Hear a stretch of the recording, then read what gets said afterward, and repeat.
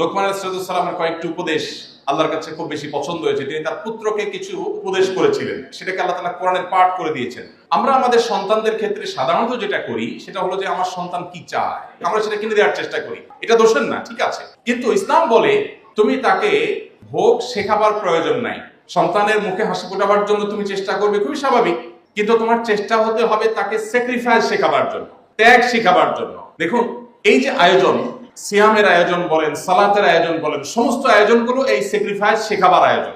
আমাদের ছোট ছোট বাচ্চারা রোজা রাখে, যখন তারা প্রথম রোজা রাখে তাদের কষ্ট হয়, আমরা তাদেরকে সান্ত্বনা দেই, অভয় দেই। এক পর্যায়ে তাদের মুখ শুকিয়ে আসে, তারপরেও তারা রোজা কন্টিনিউ করে, সন্ধ্যা পর্যন্ত রোজা যখন কমপ্লিট করতে পারে আমরা খুশি হই, তারা খুশি হয়ে যায়। এর মধ্য দিয়ে তারা আত্মনিয়ন্ত্রণ করতে শিখে, কারণ আপনার সন্তানের সামনে যে বিশাল জীবন অপেক্ষা করছে, আল্লাহ হায়াতে বাঁচিয়ে রাখলে তাকে, এই জীবনে সে যা কিছু চাইবে সবকিছুই কি তার ব্যাটে বলে হবে? তার জীবনে এমন বহু পরিস্থিতি আসবে যখন তার চাওয়ার সাথে পাওয়ার মিল হবে না, সে যা চাইবে তা হয়তো পাবে না। এই সময়টাতে সে কি করছে?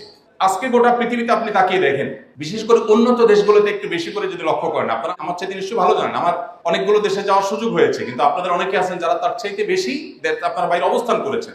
আমরা আমাদের কিশোরদের, আমাদের শিশুদের, আমাদের সন্তানদের তাদের মুখে হাসি ফোটাবার জন্য আমরা যত চেষ্টা করি, আমাদের যতটা সামর্থ্য আছে, উন্নত দেশগুলো, ইউরোপিয়ানদের, আমেরিকানদের, পশ্চিমে, পূর্বে, তাদের সামর্থ্য আমাদের চাইতে অনেক বেশি আছে। কিন্তু আপনি যদি তাদেরকে খুব গভীরভাবে না হলেও সাদামাঠা কোন রকম পর্যবেক্ষণ করবার সুযোগ হয়ে থাকে, সেই সোসাইটি এবং ফ্যামিলিগুলোকে কাছে থেকে দেখার সুযোগ হয়ে থাকে, আমি নির্ঘাত বলতে পারি যে আপনি বলবেন তাদের শিশুদের চাইতে আপনার শিশু অনেক সুখে আছে। তাদের সন্তানদের চাইতে, তাদের কিশোরদের চাইতে মানসিকভাবে আপনার আমার সন্তানরা, আমাদের কিশোররা অনেক ভালো আছে। ডিপ্রেশন যদি বলেন, তো আমাদের সন্তানরা তাদের চাইতে অনেক ভালো আছে, আর তারা অনেক ডিপ্রেসড হয়ে আছে। বৈষয়িক প্রাচুর্য কিন্তু তাদের কম নেই, কিন্তু শান্তি, সেই জিনিসটা তাদের কিন্তু আস্তে আস্তে হারিয়ে যাচ্ছে। কেন হচ্ছে? কারণ ভোগের শিক্ষা আছে, ত্যাগের কোনো শিক্ষা নেই, স্যাক্রিফাইসের কোনো শিক্ষা নেই, যেটা ইসলাম আমাদেরকে দিয়েছে। সমাজ উপস্থিতি, আমাদের সামগ্রিক জীবনে আমাদের পরিবারের প্রত্যেকটা সদস্যকে স্যাক্রিফাইসের এই শিক্ষাটা দেওয়া এবং চর্চা করা, এটা আমাদের জন্য খুবই গুরুত্বপূর্ণ। আপনারা কর্পোরেট দুনিয়ার মানুষ, আপনারা ঝকঝকে তকতকে পরিবেশে থাকা মানুষ। আমি একটা প্রশ্ন আপনাদের কাছে যদি রাখতে চাই, যে প্রশ্ন আমি আমার এক বন্ধুকে সিডনিতে রেখেছিলাম কয়েক মাস আগে। তিনি মস্ত বড় ইঞ্জিনিয়ার, বড় একটা কোম্পানিতে খুব হ্যান্ডসাম একটা স্যালারিতে জব করেন অনেক দিন থেকে। আমি তাকে বললাম, আচ্ছা ভাই বলেন তো, আপনি হ্যান্ডসাম একটা অ্যামাউন্ট পাচ্ছেন মান্থলি, আপনি অনেক পড়ালেখা করেছেন, অনেক কষ্ট করেছেন, এই সব কিছু করে আলটিমেটলি আপনি কি করছেন? তুমি বলেন যে কেমন কথা এটা, যে চাকরি করছি, ভালো একটা চাকরি করছি। তা বললাম, ভালো একটা চাকরি করছেন, এটা জিস্ট আমি যদি বলি, এক লাইনে যদি বলতে বলি, আপনি কি বলবেন? মানে আপনার অ্যাচিভমেন্টটা কি জীবনে? তুমি কিছুটা চিন্তাগ্রস্ত হয়ে পড়লেন। আমি বললাম, আপনাকে আমি হেল্প করি। আপনি আসলে একটা কোম্পানিকে সার্ভ করছেন, বিনিময়ে আপনি কি পাচ্ছেন?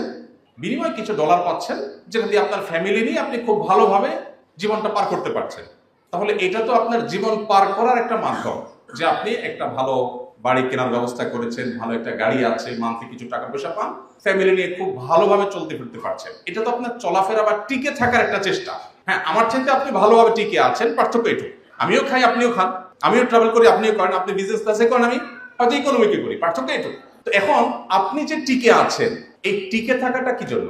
তো তিনি বলতে পারছিলেন না। আমরা যারা কর্পোরেট দুনিয়াতে আছি, আমি আইদার কোনো কোম্পানিকে অথবা নিজের কোম্পানিকে, আমি কোন একটা লোগোকে, কোন একটা ব্র্যান্ডকে আমি সার্ভ করছি, এবং এটার জন্য আমার সমগ্র জীবন আমি শেষ করেছি। আমি যদি আরেকটু পেছনে যাই, একেবারে শৈশবে চলে যাই, একজন বাবা, একজন মা তার সন্তানকে ভালো একটা স্কুলে ভর্তি করাবার চেষ্টা করেন। কেন? কারণ ভালো স্কুলে পড়ে ভালো রেজাল্ট করলে ভালো কলেজে যেতে পারবে।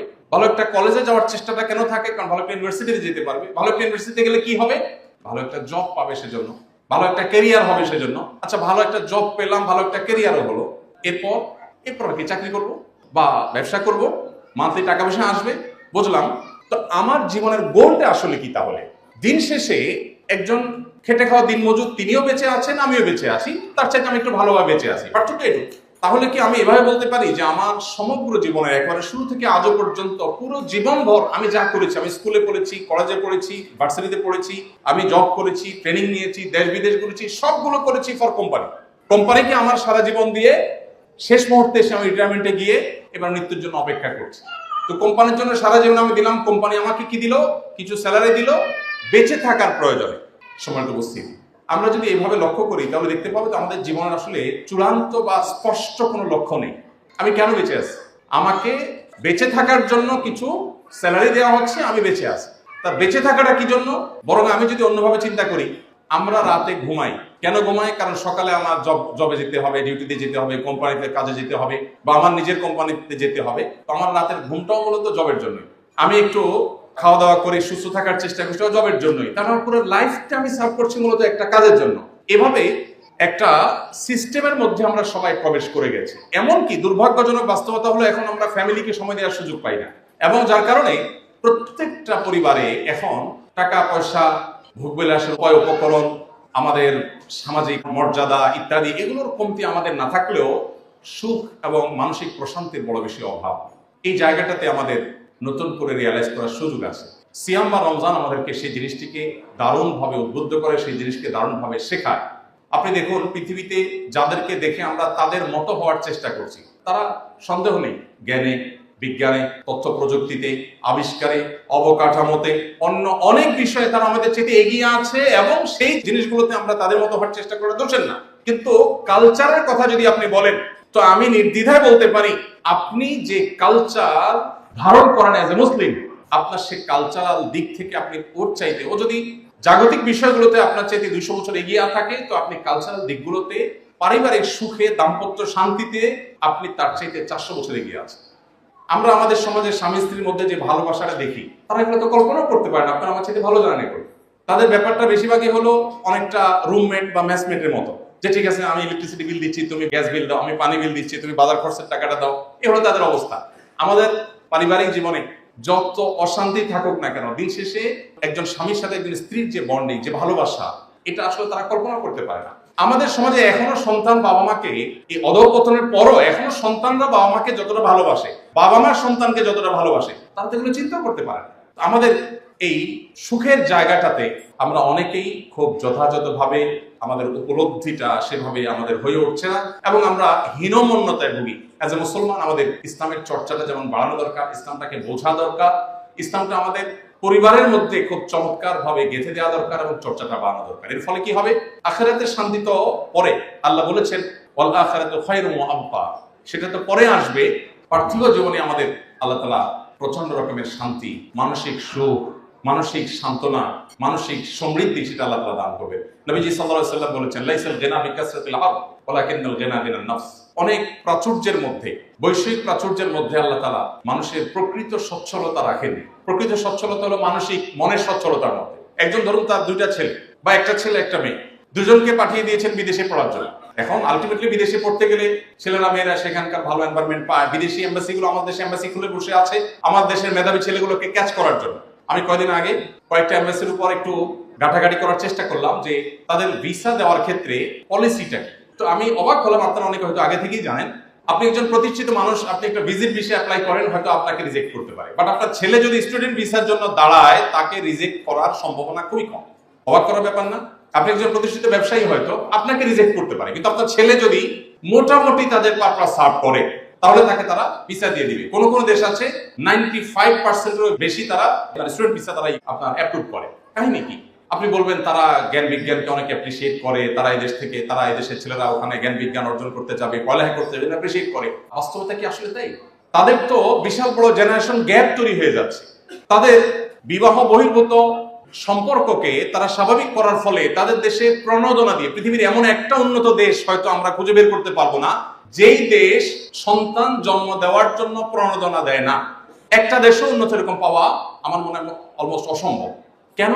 টাকা দিচ্ছে, পয়সা দিচ্ছে, মান্থলি বাধা দিচ্ছে, এটা দিচ্ছে, সেটা দিচ্ছে, কিন্তু সন্তান জন্মের হার বাড়ছে না। ওই যে মানুষের টেন্ডেন্সি নষ্ট হয়ে গেছে, যার ফলশ্রুতিতে আপনার দেখা যাচ্ছে যে খুব ভয়াবহ একটা জায়গায় তারা চলে আসছে। আমরা কিন্তু সেই ক্রাইসিসে নাই, তারা যে ক্রাইসিসে আছে।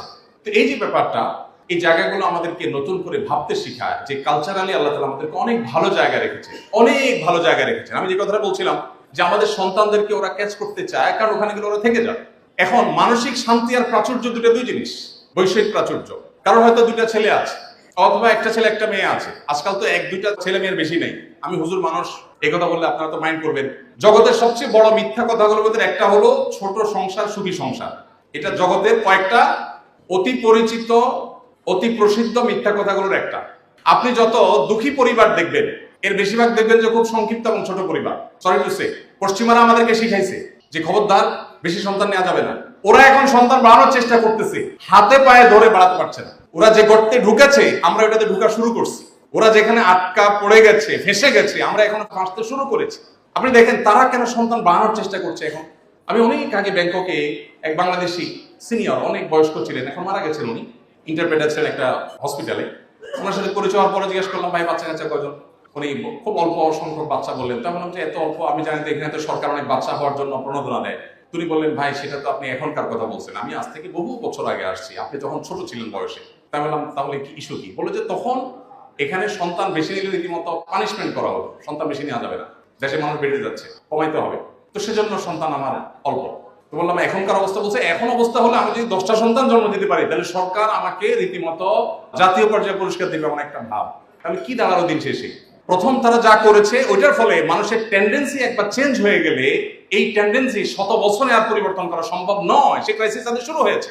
তো আমরা তাদের অনুসরণ করছি অন্ধের মতো, ইসলামকে পাশ কেটে, ইসলামকে সেকেলে মনে করে যা পাচ্ছি তা আমরা গোগরা শিখেছি। এই জায়গাটাতে আমাদের ইসলামকে নতুন করে জানার এবং বোঝার দরকার আছে।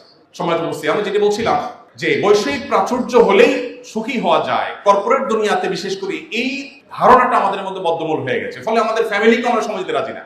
আমরা বাসায় ঢুকছি মোবাইল টিপতে টিপতে, আবার বের হচ্ছে মোবাইল টিপতে টিপতে। আমি বিভিন্ন জায়গায় বলার চেষ্টা করি, আমার শত ব্যস্ততার মধ্যেও আমি প্রতিদিন 1 ঘন্টা আমার বাচ্চাদের সাথে খেলার চেষ্টা করি। বিশেষ করে যখন শীতের সময় থাকে, এই গত 4-5 মাস আমার এরকম অনেক প্রোগ্রাম ছিল যেখানে আমার থাকা অনেক গুরুত্বপূর্ণ। বলছেন আমার বাচ্চাদের সাথে খেলার সময় গেছে, আমি আর কোথাও থাকবো না, 1 ঘন্টা বাচ্চাদের সাথে আমি খেলি এবং খেলতে গিয়ে বাপ বেটা ঝগড়া করি, খেলাধুলা করি। কয়জন বাবা আছেন যে সন্তানকে নিয়ে খেলেন বা সময় দিতে পারেন? বেশিরভাগই আমরা এখন এত ব্যস্ত হয়ে গেছে, মনে করি টাকা পয়সা হলে সবই হয়ে যাবে। আমাদের আসল শান্তির জায়গাটা থেকে আমরা সরে যাচ্ছি। আমি যেটা বলছিলাম, কারণ 2টা ছেলে মেয়ে আছে, আমি এরকম অনেককে দেখেছি। জিজ্ঞেস করছি, ভাই বাচ্চা কাচ্চা কয়জন? জিজ্ঞেস করছি বাচ্চা কয়জন, ছেলে মেয়ে কয়জন? উত্তর হবে 2 বা 3 বা 4 কিছু একটা। তো উত্তর হয় বেশিরভাগ ক্ষেত্রে 2 জন। ছেলেটা কানাডা থাকে, মেয়েটা ব্রিটেনে থাকে। আমি কিন্তু জিজ্ঞেস করি না কোথায় থাকে, কিন্তু ওনার বলা শেষ। এই গল্পটা দিতে আমাদের খুব ভালো লাগে, আসলে আমরা এটা বলে খুব স্বাচ্ছন্দ্য বোধ করি। আচ্ছা, যে ব্যক্তি মুখে এটা বলছেন যে আমার একটা ছেলে টরন্টোতে আরেকটা লন্ডনে, আপনার কি বিশ্বাস যে মানসিকভাবে আসলে খুব শান্তিতে আছেন? আছেই কিন্তু 2টা বাচ্চা, 2টাই বাইরে, এবং তারা ফিরে আসার সম্ভাবনা খুব ক্ষীণ। একটু ভিডিওতে নাতিপুতি দেখে, বৌমাকে দেখে, ছেলেকে দেখে, মেয়েকে দেখে, ভেতরে কিন্তু ত্রাস, কিন্তু বাহিরে অনেক সুন্দর জীবন, উনি অনেক সুখে আছে। এই সুখের অভিনয় আমরা করছি। সময় উপস্থিতি, ইসলাম আমাদেরকে বাস্তবমুখী হতে পারে, আর সেজন্য সিয়ামের বার্তা আমাদের ধারণ করা দরকার, গ্রহণ করা দরকার।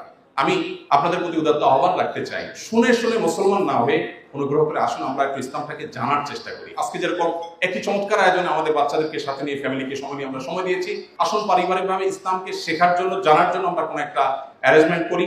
আমরা কোরআনটাকে অর্থ সহকারে, ব্যাখ্যা সহকারে বোঝার চেষ্টা করি, হাদিসটাকে বোঝার চেষ্টা করি। অ্যাজ এ মুসলমান ইসলামটাকে আমরা জেনে বুঝে চর্চা করি, সেটা আমাদের জন্য অনেক বেশি উপভোগ্য হবে, সেটা আমাদেরকে সত্যিকার ইসলামের পথে নিয়ে যাবে। অনেক মা বোন আছেন এখানে, আমি আপনাদের উদ্দেশ্যে বলতে চাই, জান্নাতে যাওয়ার পথটা আপনাদের জন্য অনেক সহজ করে দিয়েছে ইসলাম। পুরুষদের জন্য অনেক জটিল, রাস্তায় ঝগড়া করতে গেছি, মুখ খারাপ করা যাবে না, নাহলে জাহান্নামে চলে যাবে। আপনার তো সে অপশন খুব একটা নাই। আমাকে রাস্তায় অনেক কিছু ফেস করতে হয়, আপনার অনেক কিছু ফেস করতে হয় না, আল্লাহ তাআলা অনেক সহজ করে দিয়েছেন। আমি আশা করব আমাদের আদরের যে কলিজার টুকরো সন্তানগুলো আছে তারা দুধে ভাতে থাকুক, এই স্বপ্ন আমরা চাইবো ঠিকই। তার পাশাপাশি তারা যেন আল্লাহ ভীরু হয়, ভালো মানুষ হয়, সেই জিনিসটা আমরা যেন চাই, এবং তাদেরকে সত্যিকারের সুন্দরের পথ যেন আমরা দেখিয়ে দিয়ে যেতে পারি। মা হিসাবে আপনাদের দায়িত্ব বাবাদের চাইতে এই জায়গাটাতে একটু বেশি। আপনারা এটা করতে পারেন তাহলে এটা হবে আপনার আমার আখিরাতের সবচেয়ে বড় পুঁজি, সবচেয়ে বড় অর্জন। আল্লাহ তাআলা আমাদের সবাইকে সে তৌফিক দান করুন। আমি বিক্ষিপ্ত এবং এলোমেলো কিছু কথা বলেছি, যদি আপনারা কেউ কষ্ট পেয়ে থাকেন আমাকে মাফ করবেন। আর উপকারী কোনো কথা বলে থাকলে সেটা অনুযায়ী আমরা আমল করার চেষ্টা করব। আল্লাহ তাআলা আমাদের এখানে আশাকে, বসাকে, এই চমৎকার আয়োজনকে কবুল এবং মঞ্জুর করুন, এবং এখানে যেরকম আমরা সমবেত হয়েছি আল্লাহ তাআলা আমাদেরকে জান্নাতুল ফেরদাউসে একইভাবে সমবেত হওয়ার তৌফিক দান।